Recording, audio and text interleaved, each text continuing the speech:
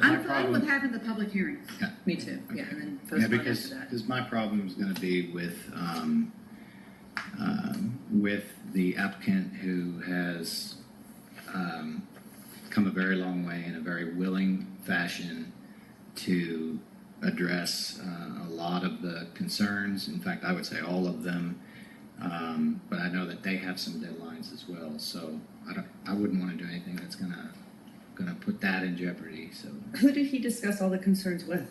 Because I never was able to bring my concerns to the table until now.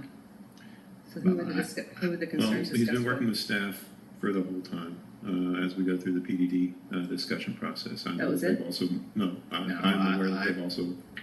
myself, I had conversations with HEB. I know Mr. Gregson had one conversation with HEB. So it'd be nice if the I rest of the haven't had council that could get that opportunity. I opportunity. understand. I fully understand. So this will be discussed on Tuesday, and then the council will vote to see if there's a committee. So can we open the language up so both this agenda item and the next one could have the opportunity for a appointment of a subcommittee? If the council so chooses. If that's the council's direction, I can absolutely do that. I can put. I'd like to. It'd be one committee for the whole thing, not a committee for one item and a separate committee for the other. I have no issue as long as we keep it, do the public hearing and do the process and try to get it done. I want to keep it moving as Sure. much as possible. I have no issue with it.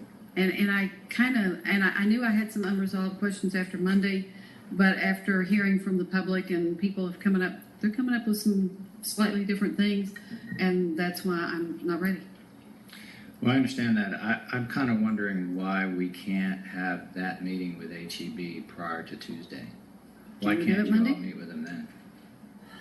If we can get representatives from HEB that can speak for HEB, the primary point of contact won't be available, but his boss and his subordinate may be available. So Didn't we they can have probably, like 4 people here on Monday?